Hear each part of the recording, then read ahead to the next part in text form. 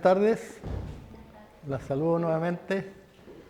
Bueno, hoy entonces nos vamos a desarrollar en nuestro último tema, estructurado para este programa que hemos hecho de algunas pocas sesiones sobre alfabetización visual. Pero el sentimiento es de estar, ¿no es cierto?, quizás degustando solamente un aperitivo, porque en realidad la amplitud de los contenidos de la alfabetización es bastante grande. Y quisiera decirles que con esto es quizás queda abierta una motivación, ¿no es cierto?, a seguir indagando en el tema que nos ha estado convocando estas 2 semanas sobre alfabetización visual. Y escudriñando, ¿no es cierto?, de qué está hecha la alfabetización, los elementos que la constituyen, nos hemos centrado en las unidades que van conformando la trama de la estructura de la alfabetización. Y estas unidades han sido los elementos visuales. Y los elementos visuales han partido entonces con el punto que ya lo trabajamos. Ustedes hicieron los respectivos algunos ejercicios, algunos muy rígidos, establecidos por una guía que yo les dictaba, u otros más libres. Después la línea, que ha sido el que trabajábamos en la clase pasada. Y de allí continuar avanzando significa que vamos a hablar de otro elemento que es muy importante para cualquiera persona interesada en mejorar su visualización y en su expresión a través de lo visual, que es el tono. El tono. Hoy día estamos convocados entonces por el tono.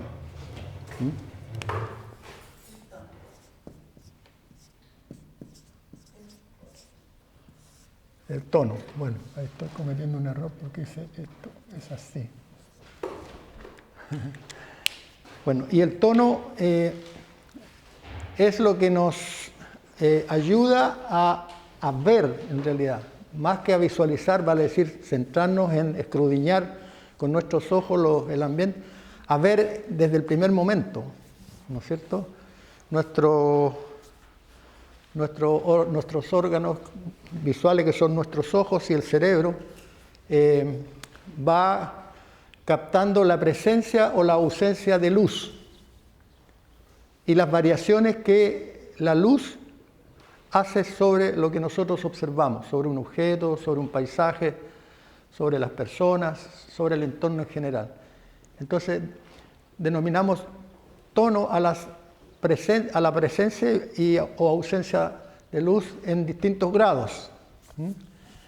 Y el tono, en realidad, para quienes practican dentro de las artes visuales, por ejemplo, la pintura, es muy importante, porque nos ayuda a trabajar nuestra composición desde el inicio.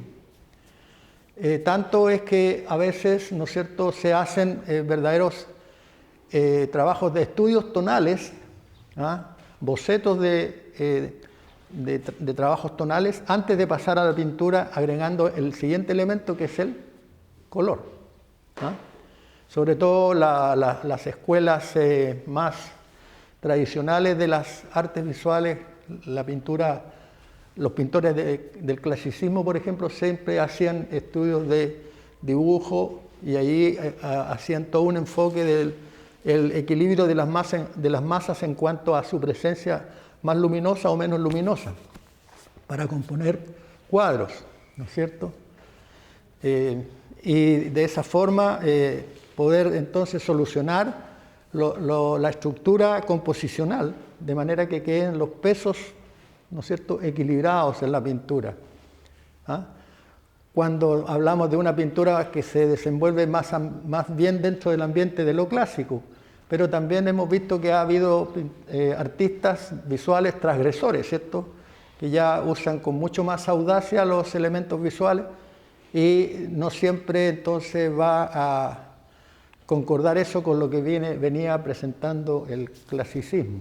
Por ejemplo, recuerdo en este momento, hubo un momento del clasicismo que se habló del tenebrismo. No sé si ustedes han oído hablar. Bueno, los ismos siempre son muchos, ¿no es cierto? Pero en el tenebrismo son pintores que siempre oscurecen mucho los fondos. Y desde esos fondos emergen las figuras. ¿Ah? Por ejemplo, hubo toda una corriente de pintores españoles, sobre todo los del siglo XVII, amigos del tenebrismo. Y le daban entonces una ambientación de luminosidad especial a las figuras, sobre todo las figuras humanas, como emergiendo de un fondo oscuro. Bueno, en síntesis podemos conversar mucho sobre las características de este elemento. ¿No es cierto? Como decir también que el tono agrega un sentido a veces de dramatismo. Y esto yo lo digo porque, por ejemplo, si les pregunto a ustedes, ¿recuerdan si es que la vieron? Yo creo que sí, porque fue una película, una cinta muy importante. ¿Recuerdan la cinta La lista de Schindler? Sí. Ustedes la recuerdan, ¿no es cierto? Y esa película, siendo que fue filmada, diríamos, en la historia del cine más bien recientemente, no sé cuántos años atrás, fue una decisión del director filmarla en blanco y negro. ¿Y por qué? Para que destacara la niñita roja. ¿Perdón? Por la época que destacara la niñita con el abrigo rojo. Claro, y por la época también, ¿no es cierto? Pero todo aquello en la película agrega un sentido de dramatismo especial, que si se hubiera hecho en colores quizá nosotros no lo hubiésemos captado. Sin embargo, en la última ya escena de la película, el director agrega el elemento color, ¿cierto? Cuando las personas afectadas por estas historias en los campos de concentración, algunas sobrevivientes, vuelven a la visita de aquellos sitios, ¿no es cierto? Y ahí aparece el color. Entonces, el cineasta, como un, ¿no es cierto?, un artista visual, conoce esto y lo pone allí al servicio de su expresión. Yo, que soy más viejo que usted, ¿no es cierto?, iba al cine desde niño, que me encantaba, en la década del 50. Iba a la matiné, no me las perdía, hacía mérito en la semana para poder conseguir el permiso para ir a la matiné. Y las películas, yo diría en un casi 100% eran en blanco y negro, hasta que apareció el color que a mí y a todos los espectadores que asistíamos al cine nos dejó muy sorprendidos ver una película en colores.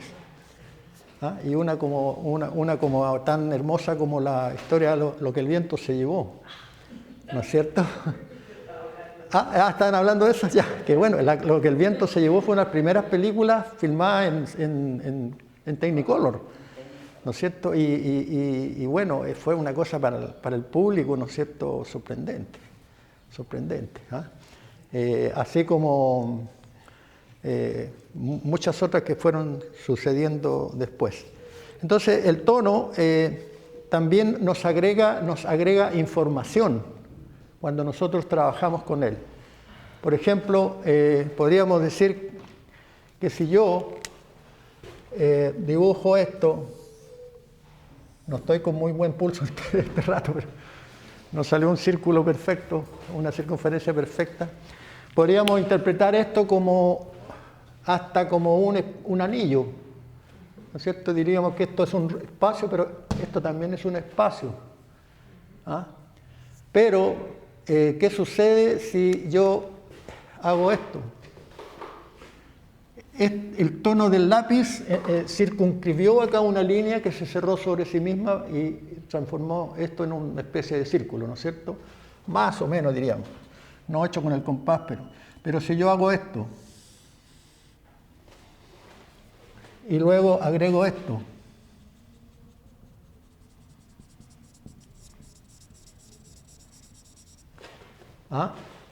¿qué información se ha agregado allí?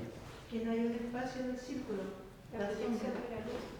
Claro, eso ahora que pareciera plano o una argolla, ¿no es cierto?, se transformó en un cuerpo, en un volumen, al cual esa información no la teníamos, pero gracias al tono que se agregó acá de sombra, ¿no es cierto?, esto se transformó en un volumen. Y podríamos incluso enriquecer más esto todavía, si a esto le hacemos un hechurado acá, ¿ya? Y reforzamos la sensación de volumen. Ya no es plano, ¿cierto? Ya no es plano. Y así entonces podríamos hacer unos ejercicios como por ejemplo con esto, ¿no es cierto? Y dependiendo de por dónde viene la luz, esto podría tener una luminosidad desde atrás y podría hacer que está proyectando ahí, ¿no es cierto? O para donde nosotros queramos agregar una sombra. Entonces el tono agrega también información visual importante para quienes estamos trabajando en las artes visuales. Y nosotros también, si trabajamos con una cámara fotográfica, vamos a buscar a lo mejor, ¿no es cierto?, un ángulo preferido para hacer incidir de alguna manera la luminosidad, ya sea de un objeto que estamos fotografiando, una persona o un paisaje. Por ejemplo, aquí en Caldera, uno de los momentos preferidos, por lo menos, para quienes tenemos un sentido de apreciar estos fenómenos luminosos, es el atardecer, ¿no es cierto?, que proyecta una luminosidad de rayos solares baja sobre la bahía de Caldera, muy bonita, muy preciosa, que sobre todo enciende los colores. Ustedes ven el conjunto de los botes, las lanchas, ¿no es cierto?, las goletas, el mar y los fondos. Esa luz rasante del atardecer es preciosa aquí en Caldera. Bueno, hay mucha gente que uno, estando aquí en el privilegio de estar acá en Caldera, le ha mandado fotografías a personas en otras latitudes y admiran realmente, ¿no es cierto?, estas fotos que nosotros tomamos, o para qué decir, ¿no es cierto?, ahí en Bahía Inglesa, con el morro atrás, que es una masa sólida, pero que recibiendo desde una puesta de sol también una luminosidad especial. Entonces, sí. En Salvador, al atardecer, el cerro de la mina se ve de un tono entre rosado y naranja, precioso. Y a la luz del día es un cerro rojo, pero el color que adquiere cuando el sol está bajando es espectacular. Claro, son experiencias visuales que nos atraen, ¿no es cierto? Bueno, y aquí en el desierto, como también la luminosidad va haciendo cambiar el color del mismo terreno, las dunas, los cerros. Entonces, eso traducido a tono, digamos, ¿no es cierto?, presencia de mayor luminosidad o menor, va transformando eso en algo bastante atrayente a la vista. Entonces, el tono lo vamos a ilustrar acá con algunos ejemplos. Vamos a encender nuestro equipo y vamos a limpiar acá la pizarra.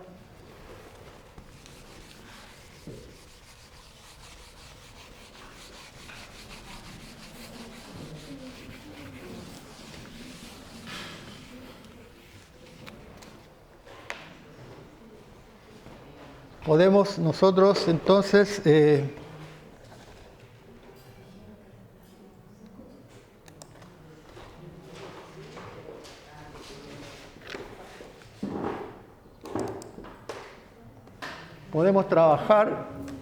podemos trabajar con el tono entendiendo, ¿no es cierto?, que se da en una gradiente o en gradientes.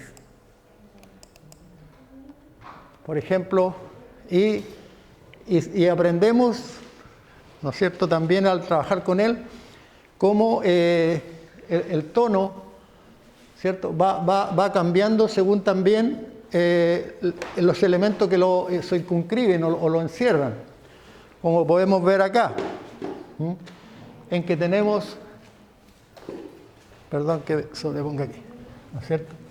Esta escala tonal, aquí prácticamente del blanco, que se ve un poquito gris para el efecto de que se pudiera ver blanco sobre blanco. Bueno, blanco sobre blanco es un cuadro famoso de un pintor americano, ¿no es cierto?, del expresionismo abstracto, que pintó blanco sobre blanco. Bueno, en una escala, ¿no es cierto?, progresiva hacia el grado de oscuridad hasta llegar al negro, ¿ah? Aunque aquí no se ve tan negro, se ve gris oscuro. Y como un determinado, por ejemplo, plano de gris, según, ¿no es cierto?, el ambiente en que se pone, va cambiando su personalidad o su... Aquí prácticamente desaparece porque el contorno es casi igual que el grado de luminosidad que tiene acá. En cambio este, al ser más oscuro, todavía se ve como una ventana, ¿no es cierto? Va cambiando en cuanto a lo que nosotros estamos percibiendo, ¿ya? Voy a tener que bajar esto acá. Y así, ahí por ejemplo, ¿no es cierto?, un estudio de una fruta, vemos lo que decíamos recién, ¿no es cierto?, cómo gracias al trabajo en tonalidad se puede lograr la ilusión de volumen, de luminosidad y volumen, en esa manzana que está puesta allí, en esa fruta. Aquí hay una luminosidad bastante rasante, ¿no es cierto? ¿Por qué lo vemos? Porque proyecta una sombra larga. Hubo en la década de los 50, creo, una película muy hermosa que se llamaba El país de las sombras largas y que fue filmada en el norte de Canadá con el pueblo de los esquimales. Entonces, en aquella época en que el sol está muy bajo en el horizonte y se proyectaban unas sombras muy hermosas de todos los personajes durante la trama de la película. Bueno, eso ya lo conversamos. Aquí está prácticamente reforzándose la idea de lo que hicimos al comienzo, ¿no es cierto? Un sólido, un cuerpo sólido que tiene una luminosidad que está incidiendo desde este ángulo, ¿no es cierto?, y proyectando aquella sombra hacia atrás y nos agrega esa información. Aquí está lo mismo, pero con una mayor luminosidad se agregan tonos mucho más delicados, más sutiles, ¿ah? Y de esa manera los artistas visuales entonces pueden ir trabajando. Acá en esta misma esfera, ¿no es cierto?, dentro de la misma sombra y las tonalidades que tienen denominaciones diferentes. Bueno, por ejemplo, aquí está la zona iluminada, una zona de penumbra, ¿no es cierto?, la sombra propia y la sombra proyectada. Y esto es un reflejo de la base donde está. Por ejemplo, artistas del Renacimiento, como Leonardo da Vinci, fue uno de los grandes maestros de lo que se llamaba en técnica de pintura la sfumatura. Esfumatura, ¿no es cierto?, es un término que habla de como una especie de calidad de humo, de un paso muy suave de la luminosidad a la sombra y viceversa. Ejemplo clásico de esto, el retrato de la Mona Lisa, ¿no es cierto?, en que nosotros advertimos que no hay sombras duras, sino que hay un trabajo de pincel extraordinariamente hecho, de manera que se advierte una suavidad en la piel, cómo los rasgos se van definiendo en base a variaciones muy sutiles de tono. Y aquella figura de la Mona Lisa, ¿no es cierto?, también contra un paisaje del norte de Italia, donde se ven estas montañas proyectadas en una especie de neblina atrás, muy suave. Entonces, eso se llama en técnica la esfumatura, ¿ah?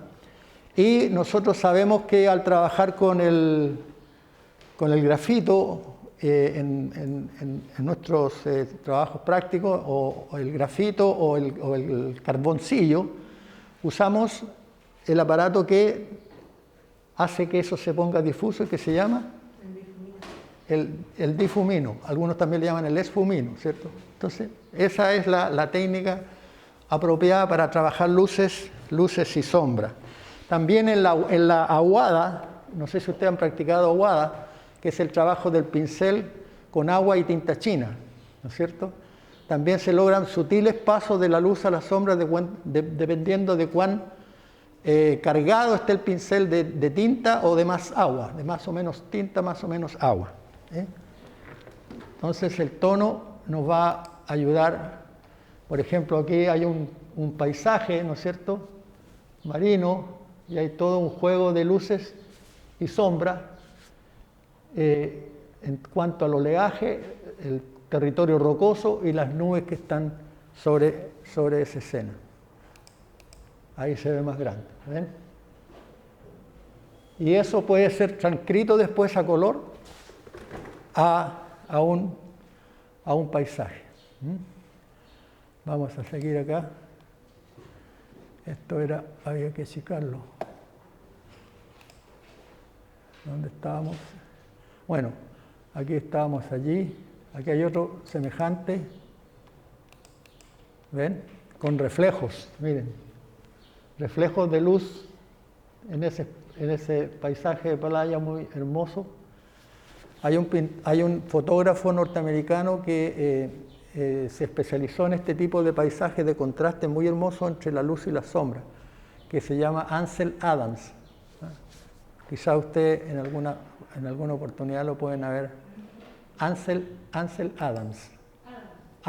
Adams, sí. Ansel Adams. Lo vamos a escribir acá para...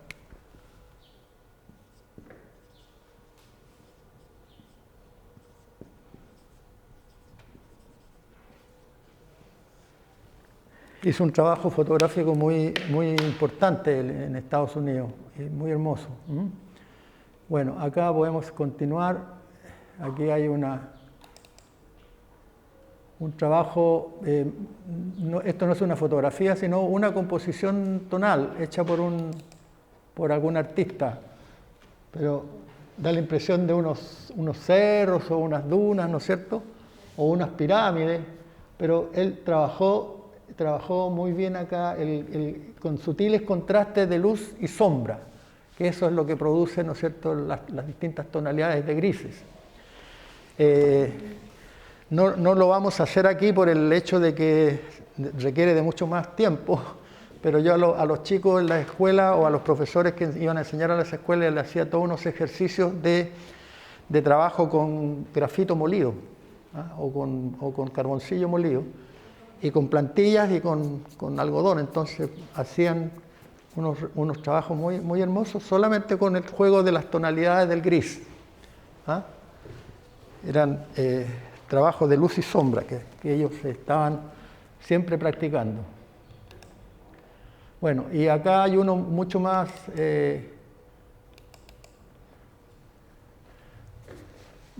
fuerte, ¿no es cierto? Bueno, esto está molestando acá. Eso es como una especie de un apunte para una pintura, ¿no es cierto? Que aquí se ve un soporte, digamos, granuloso, que tiene una textura, sobre el cual se hizo este apunte rápidamente de manchas de negro, ¿no es cierto?, que dan estructura a este rostro que resulta de un especial misterio, diría yo. Y bueno, está con esta mascarilla, aunque el retrato no está completo, no sabemos por qué está con esa mascarilla. O acá, este es muy hermoso también, pero en tonalidad de un mismo color. En este caso sería un color sepia, exactamente, ¿no es cierto? Un sepia que ofrece también posibilidades de ir haciendo degradés, y está esa hermosa composición de esa oquedad en la roca que proyecta una luz que viene desde atrás hacia el espectador. Bueno, eso en cuanto a tono. Y de tono no vamos a hacer ejercicios porque nos va a consumir más tiempo trabajar con el siguiente elemento, que es el color, ¿cierto? Y toda la gama cromática que podemos emplear para trabajar con ello. Entonces vamos a hacer algunas observaciones de color, vamos a dar algunas explicaciones y después nos vamos a poner manos a la obra a trabajar incluyendo los pocos elementos que hemos visto, que son puntos, líneas, tonos, color.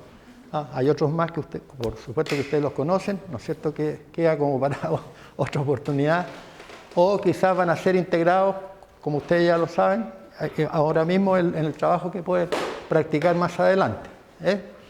Entonces vamos a entrar ya a el trabajo con color.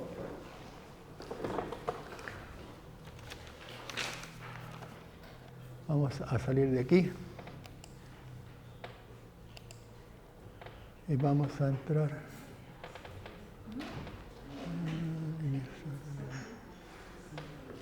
Vamos a entrar aquí. ¿Dónde quedó técnicas visuales? Aquí. Bueno.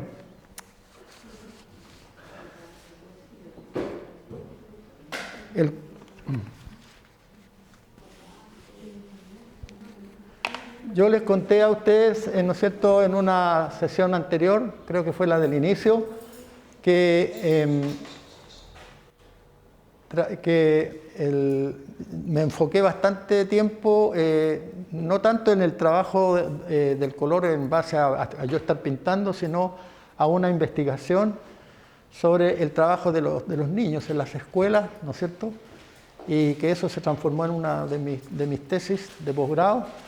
Entonces, para poder ayudarlos a ellos a lograr un vocabulario cromático, si que podemos hablar así, un vocabulario cromático mucho más amplio, mucho más extendido, y sacarlo del uso tan restringido de los puros potecitos de la témpera que ofrecían a veces 6 colores, como mucho 8 u 12.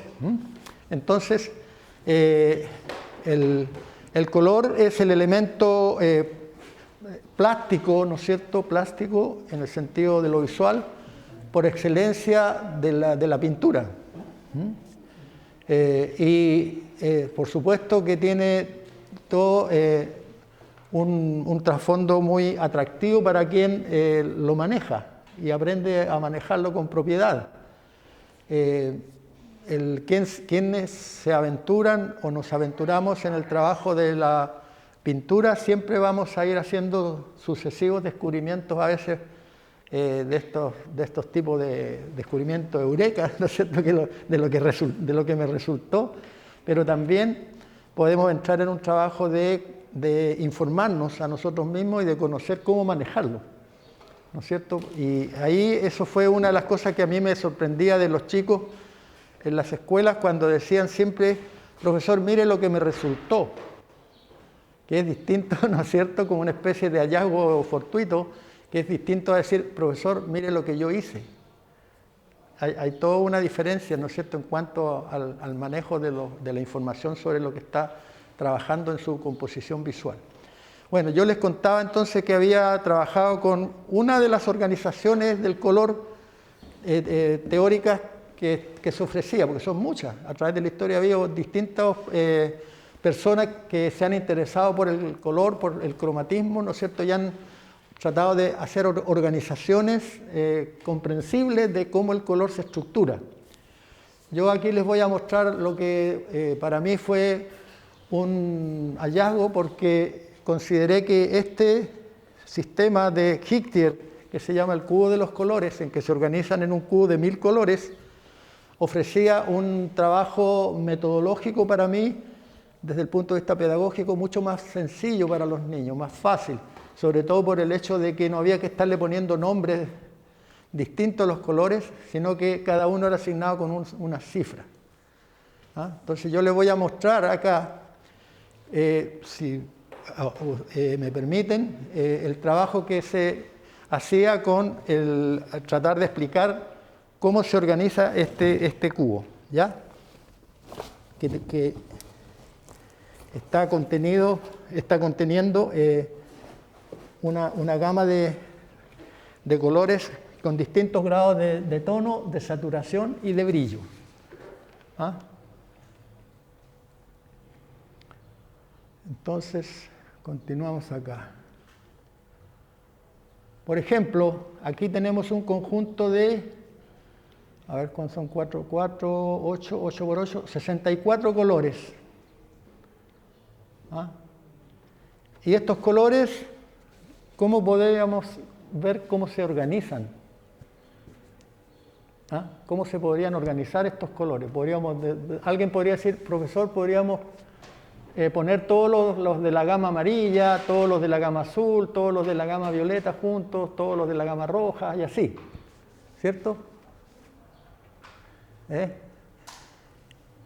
Pero podemos hacer esto. Sobrepusimos una plantilla a eso y nos quedó el conjunto de los 64 colores organizados de esa manera. Quizás les voy a mostrar mejor en vivo y en directo el uso de la plantilla para que ustedes se den cuenta. Aquí están. Denme por favor un minuto. Aquí están los mismos colores que en la pantalla, los 64, ¿no es cierto? Y estábamos conversando de cómo organizarlo. ¿Ah? Pero los colores pueden ser organizados en 3 dimensiones. El color tiene una tridimensionalidad. Por un lado están los grados de saturación. Los grados de saturación, ¿cierto? Vale decir, para poder explicarle yo a estos chicos, es la explicación que voy a usar ahora, cuán fuerte es un color, ¿no es cierto? Cuán intenso es un color, grado de saturación. Tuve que enseñarle el concepto de saturación también, ¿cierto?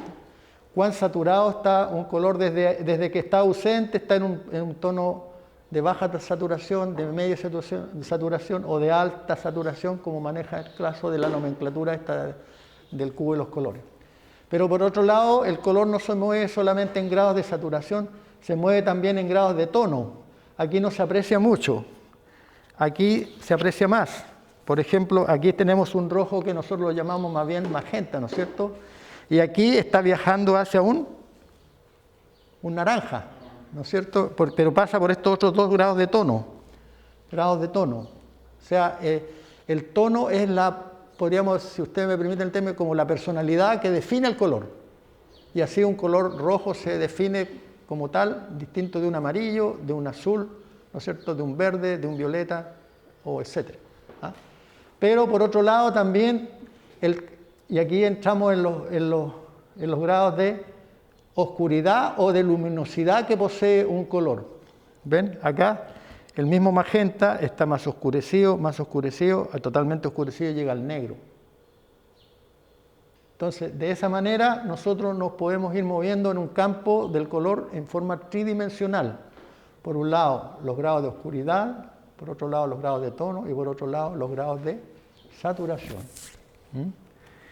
Bueno, y así podemos avanzar en esta especie de momento más bien teórico que estamos para después hablar nosotros con mayor propiedad, ¿no es cierto?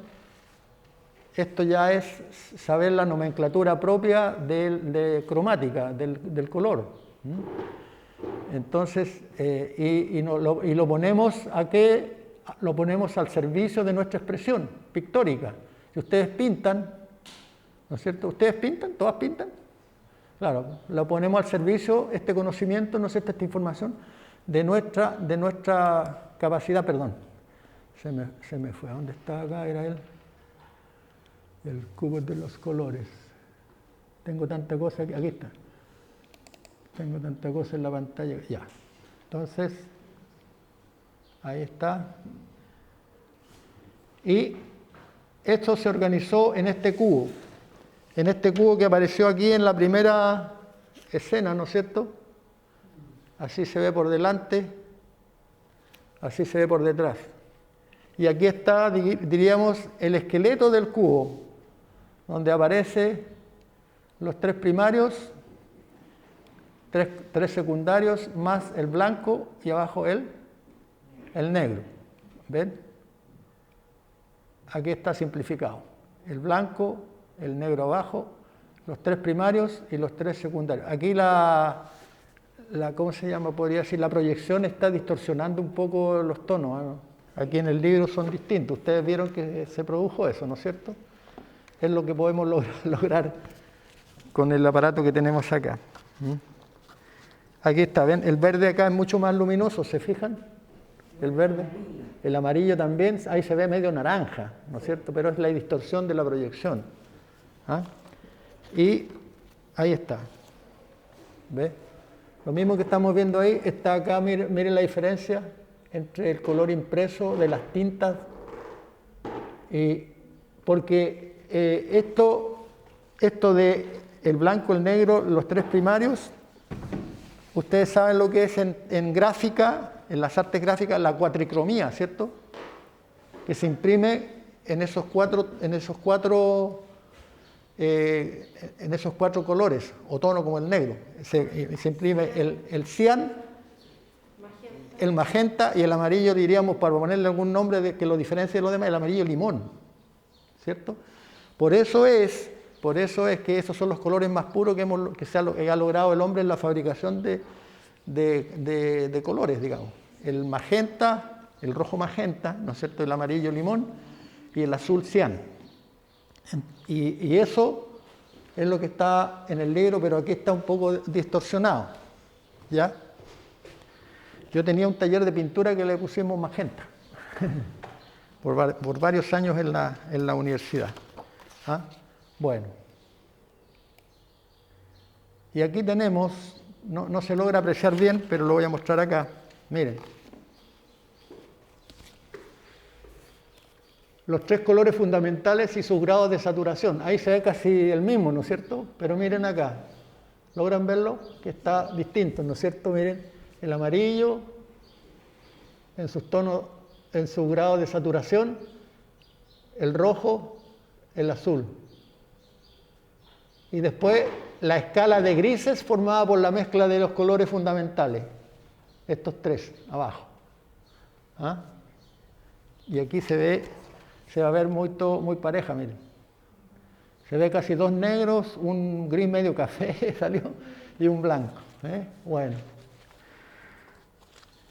Ahora, después de eso, bueno, podemos ver lo siguiente. Yo trabajé fundamentalmente con los chicos, inicialmente en las clases, con el círculo de los 18 colores, que ahí también está muy alterado en cuanto a su cromatismo por el efecto que les digo de la proyección. Pero miren acá. ¿Pueden verlo? Sí. Allá no sé, que ustedes quedan con una visión muy angular. ¿Ah? El círculo de los 18 colores, que fue bastante útil llegar con los chicos a que lograran pintar con ya 18 colores. ¿Ah? Lo que sí nos ofrecía mucha dificultad es que las témperas no traían magenta, sino que un rojo, que ya estaba contaminado con amarillo y era medio naranja. Así como un azul que no era el cian. Bueno, pero se hacía para los chicos una mayor claridad respecto de los problemas de ir combinando. Luego, acá, ¿no es cierto?, tenemos una serie de saturación, serie de tonos y saturados oscuros, grados oscuros. Eso que estamos viendo ahí, lo vamos a ver acá, con mayor sutileza, acá, y se puede ver la diferencia. Miren los verdes, aquí se ve ya casi todo negro, mire acá. logran apreciar mucho mejor las diferencias, ¿no es cierto? Sí. ¿Se ven? Bueno. Uno de los primeros colores con los que se encontraba dificultad con el trabajo con las témperas era el que no tenía violeta, y para hacer violeta había que mezclar, inicialmente uno dice rojo con azul, o al revés, azul con rojo, pero el rojo que trae la témpera era un rojo contaminado con amarillo, y el azul no era el 100. Entonces la mezcla daba una especie de pardo café, así, nunca un violeta. A veces teníamos que agregarle un poquito de blanco para que eso lograra una mejor aceptación. Bueno, y acá también se les pudo enseñar a los chicos el contraste simultáneo, que está puesto allí, pero acá se ve, lo voy a pasear más cerca para que ustedes lo aprecien, a la pantalla, estudiando cómo un color se afecta dependiendo del color que lo rodea, ¿cierto? Eso ustedes lo aprenden muy temprano en la práctica de la pintura. Un rojo rodeado de un verde no da lo mismo que un rojo rodeado de un amarillo o de un azul, y así con todos los colores que podemos encontrar, como podemos ver acá, ¿no es cierto? Fíjense en esta gama de violetas, cómo se ve alterado el color de acuerdo con el fondo que tiene. Entonces, todo aquello nos está dando valiosa información de cómo nosotros podemos aprender esto y aplicarlo en la práctica, ¿no es cierto?, de la pintura. Y descubrir cómo, ¿no es cierto?, de repente nosotros estamos empantanados, podríamos decir, o marcando el paso en una pintura que no sabemos qué pasa que no nos sale, qué pasa que no descubrimos cuál es nuestro error, qué pasa que no descubrimos qué es lo que falta o qué es lo que está de más, ¿no es cierto?, porque quizás no hemos hecho un trabajo de análisis más detenido sobre la naturaleza del color. Bueno, dicho esto, vamos nosotros ahora a trabajar, porque tenemos bastante que hacer en la parte práctica. Y ahí, esto ya es el contraste complementario. Los complementarios, ¿cómo se contrastan? Aquí están mostrados ahí en la proyección, y acá están en el libro. El contraste complementario. Ahora, la denominación de estos colores, lo último que voy a explicar, es muy sencilla, porque se basa en cifras. Así que no nos perdemos nosotros con tener que ponerle nombre propio acá a colores con nombres de fantasía. Por decir, no sé, naranja crepúsculo.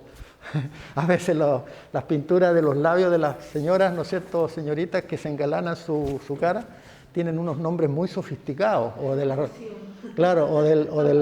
sombra de los ojos, o para qué decir el esmalte de las uñas, o de los mismos colores de la ropa que usan, ¿no es cierto?, le ponen unos nombres bastante rebuscados que no sabemos a qué se refieren. En cambio, esto se basa en una denominación mediante números, que sería un poco lata de explicarlo. Si alguien quiere saberlo, me lo pregunta más adelante, porque ahora lo que interesa es que trabajemos nosotros en las expresiones que vamos a hacer esta tarde, que si nos alcanza el tiempo serían 3. ¿Ya? ¿Qué les parece? ¿Alguna pregunta? ¿Algún comentario? ¿Se han encontrado ustedes en estas situaciones de que de repente andamos medio perdidos con cómo pintar algo? A mí me ha pasado muchas veces. A todos yo creo que nos ha pasado, ¿no es cierto?, que de repente andamos dando pasos medio erráticos así, de que no sabemos para dónde vamos. Y bueno, viene nuestro deseo de no seguir pintando, o estamos muy frustrados, o le mandamos, dejamos eso para después, o finalmente no lo tocamos más. Bueno, entonces yo las voy a invitar ahora a sacar sus materiales, porque hoy día vamos a trabajar fundamentalmente, decíamos, con las revistas que habíamos pedido. Vamos a trabajar haciendo unos trabajos allí, ¿ya? Bueno, en primer lugar, ¿qué vamos a hacer? Vamos a abrir nuestro material de revista que trajimos.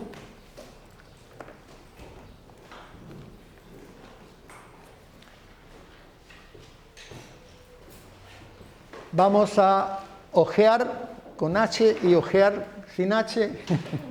¿Me entienden de qué estamos hablando, cierto? La revista, y vamos de ella a seleccionar una imagen que a usted por alguna razón les atraiga o les hace detenerse ahí, o la seleccionan, o como sea. Y de esa imagen, ¿ves? Aquí mire estos labios que están hablando casi. De esa imagen ustedes van a anotar los elementos visuales que descubren en ella. ¿Ya? En esa imagen van a anotar los elementos visuales que están presentes. Quizá algunos muy evidentes, otros más sutiles, algunos casi escondidos, ¿no?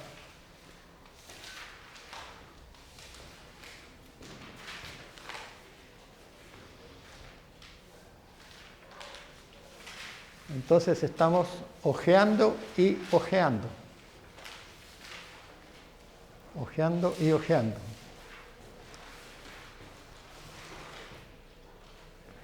Voy a tomar un traguito de agua.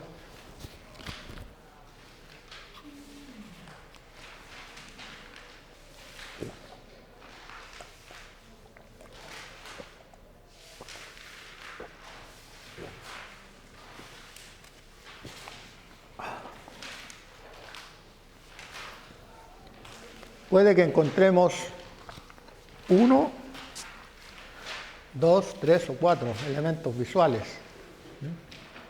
Hasta ahora nosotros hemos hablado del punto, la línea, el tono y el color nomás. Pero hay más elementos visuales, ¿cierto? Ya. Ahí está la cara del enemigo, ¿eh?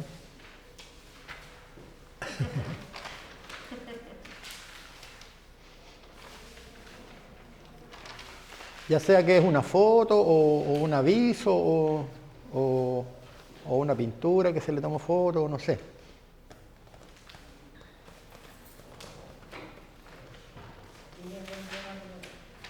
¿Usted ya encontró algo? Ya.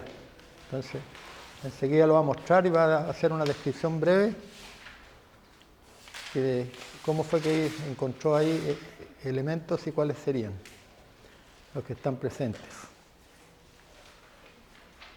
Estamos acá en un trabajo de visualización, ¿no es cierto? Visualización y descubrimiento.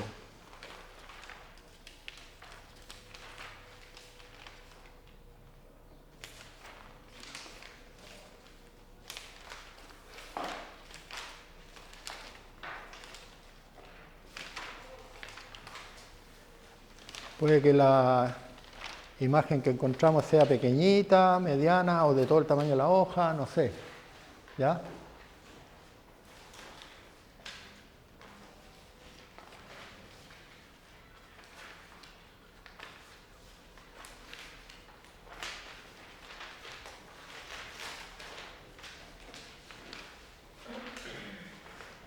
Si alguien encuentra que se interesó en 2 imágenes, también está bien. O hasta 3, no sé. Pero lo esencial es encontrar al menos una. ¿Ya?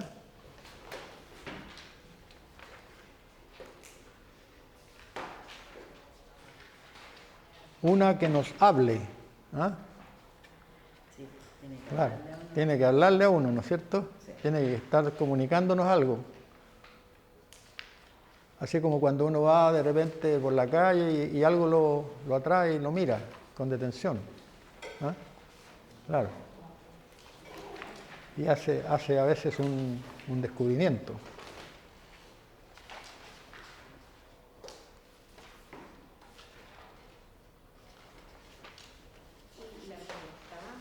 ¿Perdón?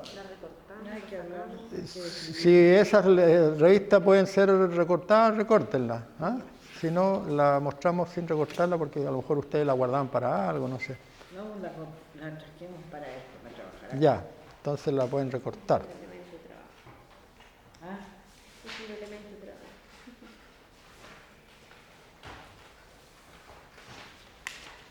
Puro teatro.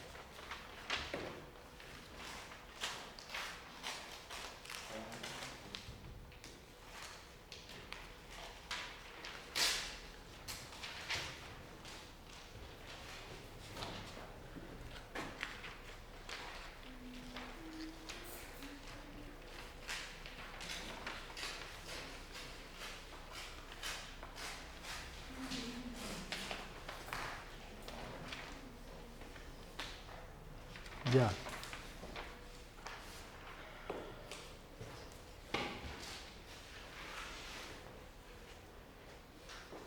¿Ya han encontrado algo, me imagino, ¿no es cierto? ¿Sí? A ver, proyectémoslo para allá primero, a la cámara. Es súper pequeña, pero es un arbolito. Ah, Ya. La segunda es más colorida. Y se nota más claramente. Ya, a ver, elementos visuales que quisieras tú destacar en estas dos imágenes. De esta me gusta la forma del árbol. O sea, es que siempre pinto árboles y me gusta la tonalidad, el amarillo, el color que destaca en la Los grados de saturación del color, ¿cierto? Sí, Hemos hablado recientemente de los grados de saturación del color, en este caso los grados de saturación del amarillo, claro. que van pasando sutilmente de un amarillo más puro hacia otros amarillos naranjas y hacia arriba que se vuelven un poco rosados, ¿no es cierto? Por la puesta de sol. Y de este me gusta el color turquesa. Turquesa, Es mi sí. favorito, así es que por eso lo elegí. Porque me gusta ese color y como que da mucha alegría, vida. Ya, ahora, ¿qué otros elementos composicionales evidentes hay allí? A ver, que tienen que ver, por ejemplo, con la línea. Con composición horizontal. ¿Sí? ¿Ya? Horizontal Sí. y tiene La línea que proyecta esta sombra, ¿no es cierto?, como que divide el cuadro en dos partes, dos partes. como que si fuese un horizonte allí, ¿no es cierto? Claro. Y reparte los pesos. Hay una diferencia sutil de este plano con el otro, este un poco menor y este un poco mayor, porque por norma generalmente los horizontes nunca se ponen en la mitad, ¿no es cierto? Se ponen o más arriba o más abajo, claro. Bien. Eso más que nada me gusta por el color y porque es bonito el paisaje. También hay sutiles grados de saturación, de tono y de grados de oscuridad en el agua, ¿no es cierto? Más que nada en el agua. Ya. Muy bien. Gracias. Y ella luce una tenida con el elemento punto, Combina con el ¿cierto? Muy bien, adelante. Excelente. ¿Puede venir, por favor? Claro.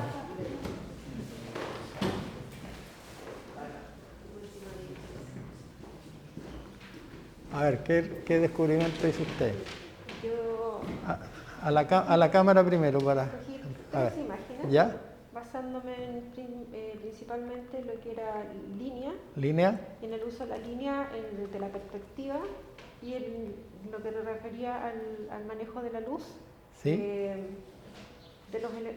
Entonces lo que yo destaco acá es la proyección de la luz, desde donde viene, del ángulo en que viene, y cómo se proyectan en los objetos y las sombras que se obtienen De las sombras arrojadas, ya. las sombras arrojadas de los objetos. Ya, muy bien. Y el color, la composición aquí hay mucho de valor, pero también hay mucho de color que hace contraste y que logra el equilibrio, digamos, en la imagen de luz y oscuridad. Exactamente, sí, eso se aprecia bien claramente, ¿no es cierto? Ahí, Ya, hay muy como bien. dos planos, digámoslo así, uno de luz y uno de oscuridad, pero aún así destacan los colores y lo que hace que tenga vida, por así decirlo, Muy bien. aunque sean objetos inanimados, una naturaleza muerta.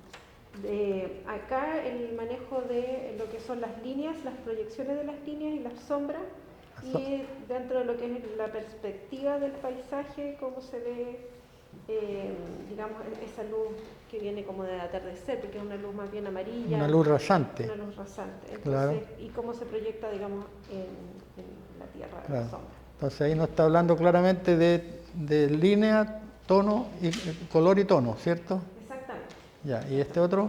Y este también hay un manejo manejo de la perspectiva y de la luz y cómo se refleja en tanto como entra la Sí. luz hacia la sala y hacia los objetos y las sombras que se obtienen. Muy bien, con una perspectiva más o menos Una aérea. perspectiva aérea. Aérea, sí. Entonces me pareció interesante porque no siempre las perspectivas Claro, el ángulo en que tomó la fotografía es especial, ¿no es cierto? No es cualquier foto frontal o desde un lado, sino que una fotografía. es como cuando uno Claro. dibuja figura humana y está en una perspectiva, pareciera que la persona se deforma. Ah, sí, Sí. claro, Pero en este caso no se deforma el objeto, entonces me pareció curioso.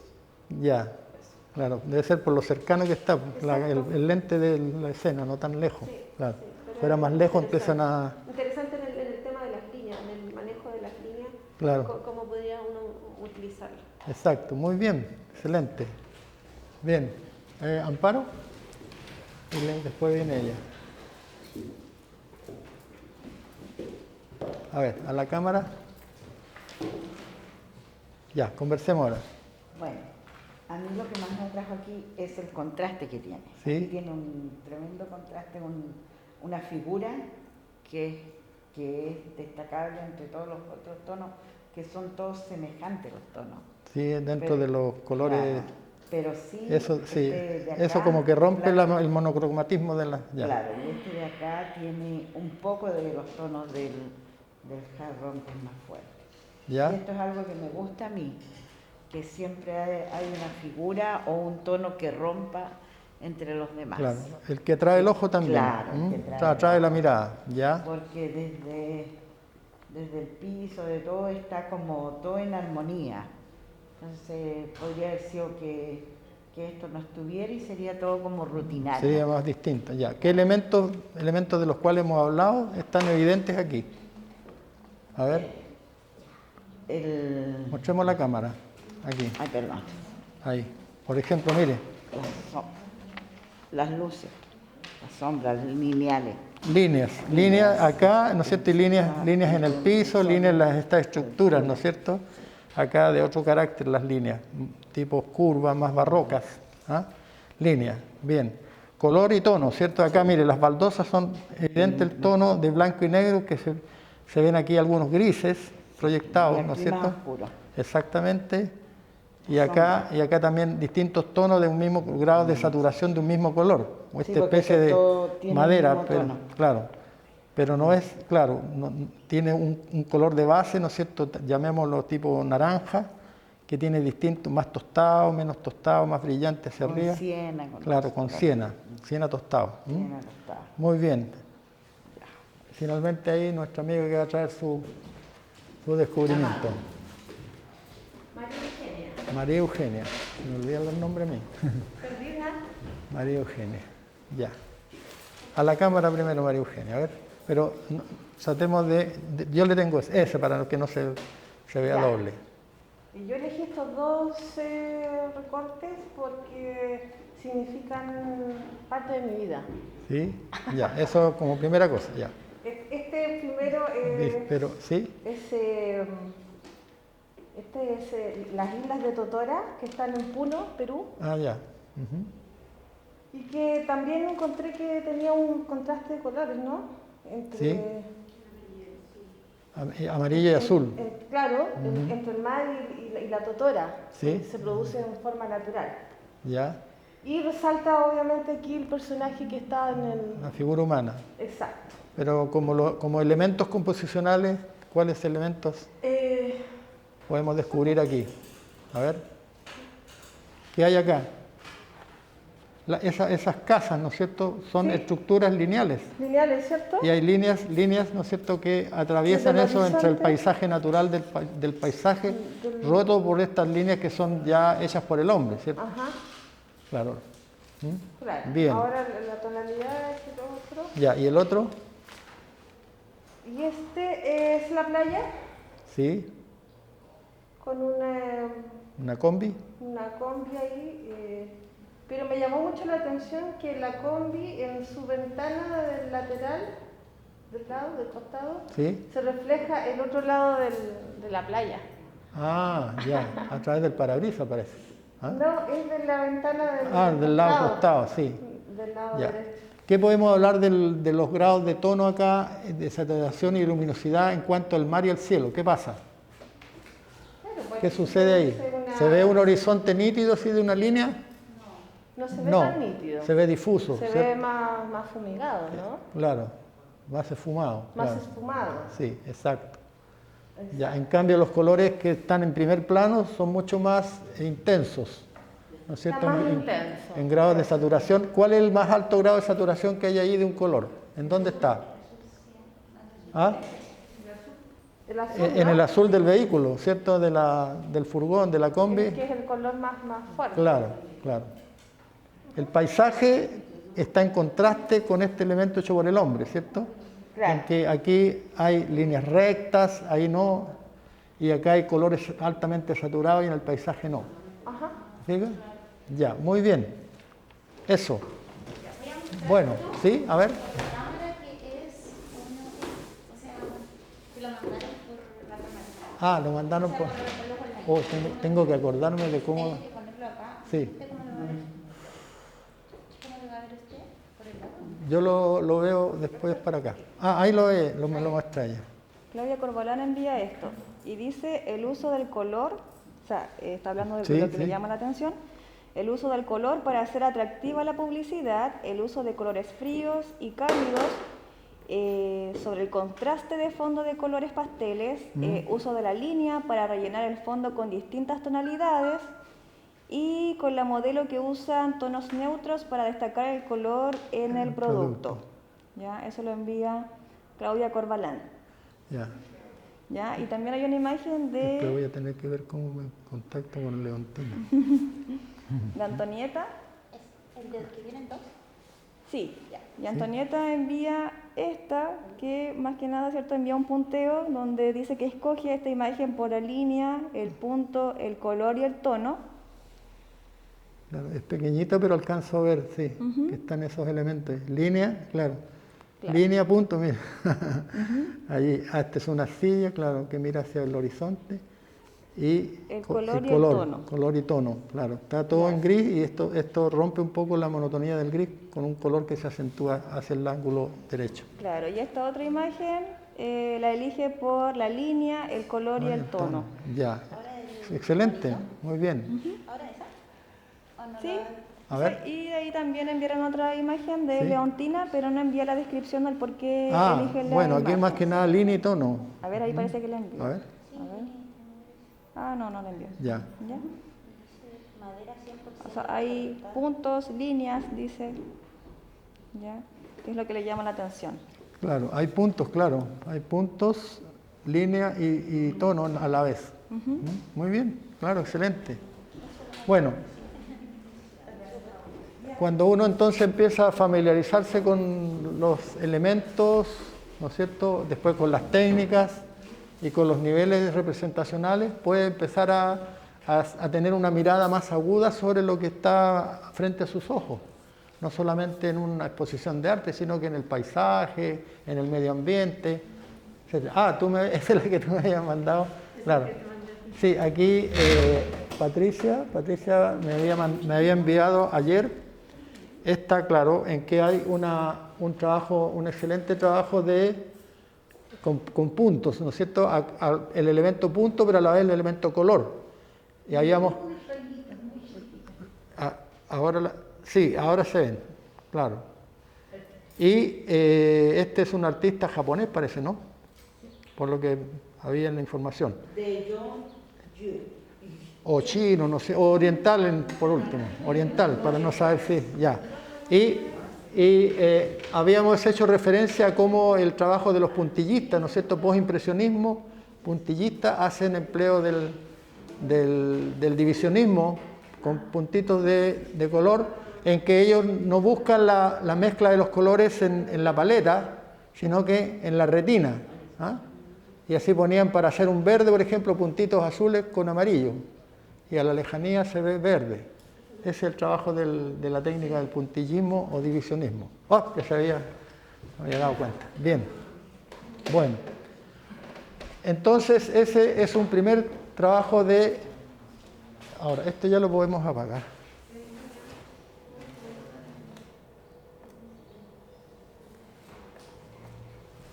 un primer trabajo de acercamiento hacia los elementos que podemos encontrar nosotros. ¿Perdón? ¿Vas a continuar proyectando? A ver, déjame ver. No, ya terminó. Claro, por favor. Sí, llévelo nomás. Bien. Ahora quiero hacerme una idea de la hora, porque para más o menos calcular el tiempo disponible que tenemos para el trabajo siguiente, que ya toma más tiempo. Sí, nos quedan el tiempo justo. Ya, ahora vamos a trabajar en un collage. ¿Ah? Ya, ahora el collage lo vamos a combinar con pintura si así lo necesitamos. Se llama collage con pintura la técnica, por supuesto, ¿no es cierto? Ustedes la harán, claro, una técnica mixta. ¿Ah? Lo que no sé si ustedes han trabajado alguna vez el decollage. No. El decollage. No, ¿qué es el? Claro, que el collage es encolar o pegar. Y los artistas pioneros del collage, ¿quiénes fueron? Fue George Braque y Picasso. A la vez, sin saber que uno y otro estaban haciendo lo mismo, los dos coincidieron y hicieron un pegoteo en sus obras. ¿Ah? Porque, por ejemplo, Braque trabajaba para su papá, que era una persona que empapelaba casas, ¿ah? En los ambientes. Y se le ocurrió un trozo de papel mural, pegarlo en una de sus pinturas y nació el collage. ¿Ah? Bueno, y también Picasso, por su parte, había hecho lo mismo simultáneamente. Bueno, alguna oportunidad que si quieren les puedo enseñar a hacer el collage, al decollage, que es bien entretenido. Si collage es encolar, decollage es desencolar o despegar. Pero para lo cual tenemos primero que haber pegado. Bueno, entonces vamos a trabajar ya sea con collage solo o si ustedes lo requieren, le agregamos pintura ad libitum, a piacere o libre. Perdón, si quieren pintura acrílica, témpera, plumones, lo que sea. Lo que ustedes hayan traído. ¿Ah? Ya, entonces, ¿de qué se trata? Van a hacer una composición, ¿ah?, personal, ¿ya?, utilizando la técnica del collage, y van ahí en esa composición a integrar los elementos visuales que ustedes deseen: punto, línea, tono, color. Bueno, color de por sí va a salir porque van a tener que sacarlo, a lo mejor, elementos de las revistas, ¿no es cierto? Entonces, ahora nos ponemos en modo creativo y comenzamos a desarrollar primero una idea, ¿no es cierto? Porque si ustedes me preguntan a mí qué les recomendaba yo siempre a mis alumnos cuando mis alumnos estaban sentados así en el pupitre, ¿no es cierto?, con todos los elementos para trabajar allí y pensando, y decían: profesor, no sé qué hacer. ¿Ah? Y a veces uno está en esos momentos, ¿no es cierto? Entonces yo le decía: mira, si no está aquí, no va a estar acá. Claro, porque tienes que tener alguna idea de algo, ¿no es cierto? Claro. Por mucho que después a veces sucedan cosas del azar, ¿cierto? Pero tienes que tener algún germen de alguna idea. Y lo otro es que me decían a veces: profesor, no estoy inspirada o no estoy inspirado. Y estaban ahí cruzados de manos, ¿no es cierto?, esperando la inspiración. Y yo le decía: mira, una vez le preguntaron a Pablo Picasso si él creía que la inspiración existía. Y él dijo: la inspiración existe, pero tiene que encontrarte trabajando. Genial, ¿no es cierto? Claro, porque si no hacemos nada, podemos pasar el día, la semana, el mes, el año sin hacer nada. Pero si estamos trabajando, van a surgir ideas. Y las ideas, ¿no es cierto?, son el germen de nuestra inspiración. Y la inspiración fluye para ser una persona creativa. Entonces, ahora nos inspiramos, ¿no es cierto?, buscamos una idea, desarrollamos. Entonces, puedes pasar, Patricia, y mostrarnos lo que has hecho y explicarnos cuál fue la idea, qué es lo que comunica, qué elementos pusiste, cómo los pusiste, bueno, etcétera. La palabra la tienes tú. A la cámara, brevemente, y enseguida para allá. Me río para mí adentro. Ya, a ver. Puede ser hasta un chiste, ¿no es cierto? Ya. Ya, a ver, comentando. Esto es la sala de espera de una consulta médica, ¿ya? Donde la secretaria está hablando por teléfono, están los elementos de maquillaje, aquí hay una persona esperando, esto es decoración, el reloj y dos amigas. Una que está, porque la secre no la atiende, aquí hay un reloj y la otra amiga tratando de apaciguar. Ah, sí, bueno, ya. Elementos que te ayudaron a que se compusiera la historia así, a ver. Línea, punto, perspectiva.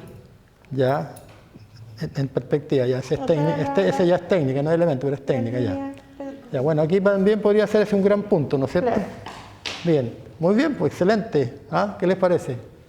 Ok, ya. A ver, ¿quién más tiene listo? ¿Amparo tiene listo su trabajo? Y nos comunica ahí a la cámara, enseguida su composición. A ver, péguelo rápidamente.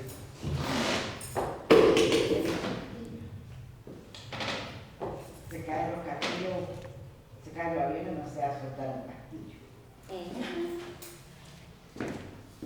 Ya, a la cámara. Ahí está. ¿Sí? Ya, a sus compañeras ahora, para allá. Esto que se cayó. A ver, ¿cuál es la idea? La idea es la siguiente, que acá si usted ve ¿Vitral? el vitral donde está Cristo con dos vírgenes, Ya, ¿ya? Que supongo que deben ser María y no sé qué más. Entonces, aquí en esta otra parte, estos son castillos. ya, Y en estos castillos, que está todo súper lindo y pasándolo bien, por si usted ve, aquí hay una fiesta. sí. Hay Sí, una es fiesta, pequeñito para claro, trate de es mostrar pequeñito. nomás. Es pequeñito. Acérquese un poquito más para allá para que lo vean. Es pequeñito, acércate. Ahí, un poquito más. Aquí hay una fiesta. Estos castillos están en fiesta.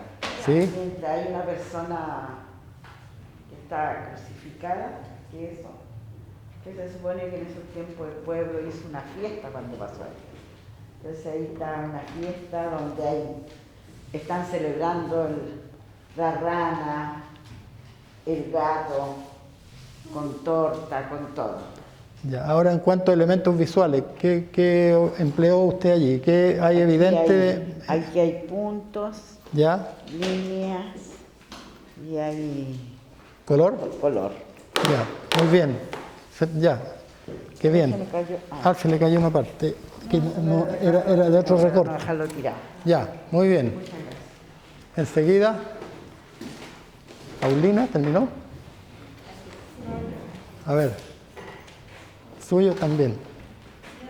Ahí todavía trabaja. Ya, usted, vaya para allá.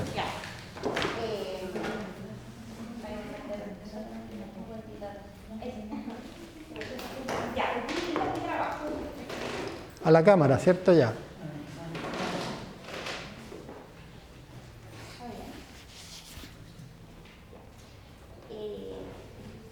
Ya, yo hice este trabajo como representando, Pongan atención, por favor, a lo que dice ella, porque el contenido de lo que como la llevó. representando la naturaleza para este lado, ya que pueden ver, bueno, ocupé las imágenes de la día anterior, también una persona meditando, disfrutar de una hermosa montaña, compartir en familia, como una cara de la moneda.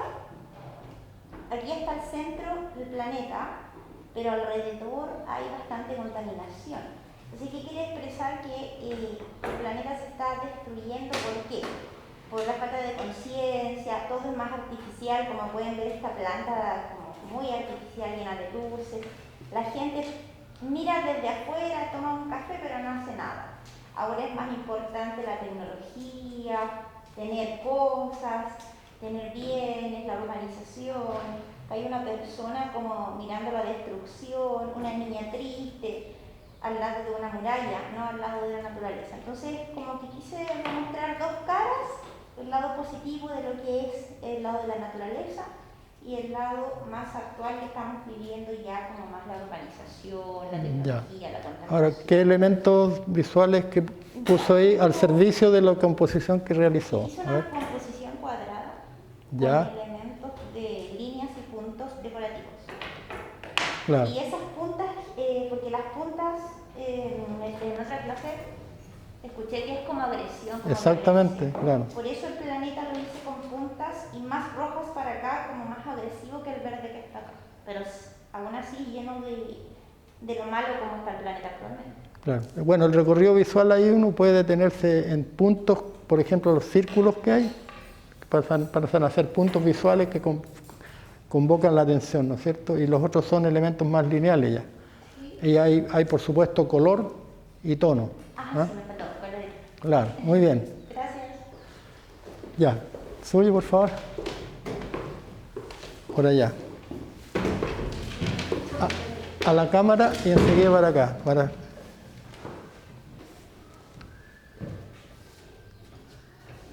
composición que hice, aproveché diversos elementos como paisajes para componer. Ya. Dentro del paisaje, por ejemplo, dentro de la ventana coloqué una imagen religiosa y coloqué puertas. Creo que lo que más nos encierra son las creencias, el aferrarnos a ciertas creencias y que la libertad está en crear desde nuestros propios puntos de vista otras realidades.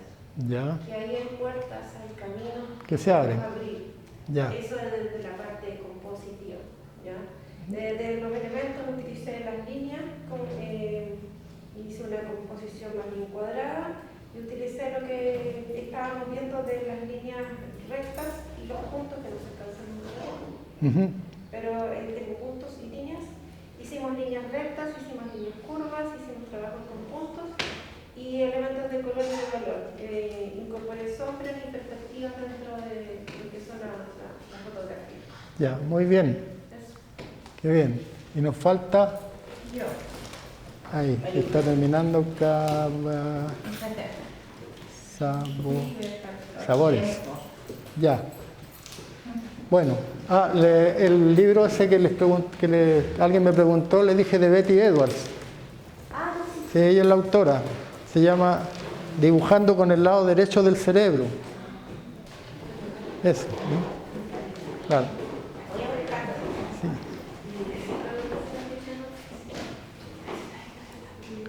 Ya. Nos falta solamente ella.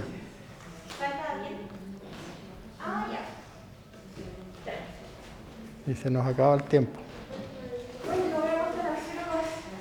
Ya. A la cámara y enseguida para allá. Me faltó trabajo, me faltó tiempo. Sí, Pero quise destacar los sabores latinos. ya. Que tienen una conjunción. Me llamó mucho la atención el que en el centro, el Chile, ¿no? El ají nos representa como país en toda Latinoamérica. Y tenemos la siembra, ¿no? Que se da en toda América, tanto los vegetales, los sabores culinarios, las cúrcumas, los condimentos, el pisco sour, los pescados que nos da el Pacífico. Ya. ¿Ya? Y los camarones, ¿no? Centroamericanos, ecuatorianos, qué sé yo. Y puse ahí sabores latinos. Me faltó, sí... Está reforzado por un mensaje de texto, ¿cierto? Claro. Está reforzado el contenido por un mensaje de texto. Está reforzado, claro. y traté de terminarlo ahí con los Sí, pero letras que ya tenía. Pero se lee, sí. Me gustaron los colores que tiene, que resaltan mucho, y sobre todo el ají en Sudamérica. Yo encuentro que es como el color más predominante. Ya. Me faltó, Ahí da un... el punto, tengo aquí un gran punto. Sí, un gran punto de atracción Aquí que también hay otros puntos. Ya. Lineales quizás no. Sí, hay líneas compositivas, da la impresión de un caleidoscopio. Cuando uno mira a través de un caleidoscopio, que la figura como se fragmenta, se sectoriza, ¿cierto? Esa es la impresión que me da a mí, al menos, de estar mirando a través de un caleidoscopio esos paisajes y esos platos que están allí. Muy bien, bueno, palabras finales entonces, porque el tiempo ya se nos acabó. Yo les voy a hacer entrega de un apunte escrito con algunos conceptos que me interesa que queden bastante claros entre ustedes y reforzados. Hay demás porque parece que hay personas que faltaron si después se los llevan, ya a ellas. Es una síntesis de la parte teórica que vimos al comienzo de lo que trata la alfabetización visual. ¿Recuerdan? Y cómo nosotros podemos alfabetizarnos realmente en el código visual. Ya, y atrás está también un cuadro que les voy a mostrar en la última hoja. En mi teléfono, ya. Un cuadro que les voy a mostrar porque no alcanzamos a tocar eso. Si ustedes vuelven hacia a la parte posterior en la última página, ¿no es cierto? Hemos puesto, aparte de los elementos, hemos puesto una síntesis solamente con los títulos. Pusimos los elementos, ¿no es cierto? Le faltó sí. Perdón, me los traje, tenía que haberle dejado uno y me los traje. Están los elementos enumerados arriba. Nos faltó, por ejemplo, referirnos al contorno, la dirección, la textura, la escala, la dimensión y el movimiento. Nos faltó bastante, pero el tiempo era muy escaso. Luego están las técnicas visuales que se presentan en dos columnas. En una las de contraste y otra las que producen armonía, ¿cierto? Y van contrastadas unas con otras. Son bastantes, como ustedes pueden ver. Entonces, a eso echa mano el artista visual cuando quiere que su mensaje, ¿no es cierto?, sea comunicado de una u otra manera. Y después está algo que es importante conocer también, que está a nuestra disposición, la forma de comunicar un mensaje, que serían los niveles de expresión. Nosotros podemos trabajar en el nivel de la representación, ¿no es cierto? Podemos trabajar en el nivel de la abstracción o podemos trabajar en el nivel del simbolismo o hacer una mezcla de esos tres niveles o de dos de esos niveles. La representación es el realismo. El realismo, claro. Ustedes ya saben que el realismo se terminó cuando se inventó la cámara fotográfica. Y eso dio paso a que el pintor saliera de su estudio y empezaron los impresionistas y los proimpresionistas y todos los ismos que ha habido hasta el día de hoy. Bien, entonces, como dijimos al inicio de esta última sesión, esto termina siendo el aperitivo, solamente, porque después de esto puede haber mucho más trabajo, mucho más, digamos, estudio y mucho más dedicación, porque tiene bastantes niveles de profundidad mayores, ¿no es cierto? Y que nos pueden ayudar a que nosotros seamos unas personas, unos visualizadores cultos e informados. Queda por otro lado, ¿no es cierto?, todo lo que es el ambiente de la historia del arte y volvernos cultos en poder estar informados en lo que ha sido el transcurso y el devenir de toda la historia del arte en la historia de la humanidad, ¿cierto? Y saber apreciar de una manera informada. Bueno, eso es en cuanto a lo que ha constituido este curso breve de introducción a la alfabetización visual. Entonces le vamos a dejar aquí a María Inés para que le entregue el resto, que hoy día a lo mejor no pudieron venir. Y yo les agradezco la oportunidad que me hayan permitido estar aquí con ustedes. Y bueno, y yo estoy aquí en Caldera, quedo a disposición para quizás hacer otras jornadas, iniciar estudios en otros ambientes, en otros elementos del ambiente de la cultura visual, y invitarlas a siempre estarse interrogando, ¿no es cierto? Y estaremos entonces atentos a si hay alguna forma de poder continuar más adelante con esto. Muchas gracias. Bueno.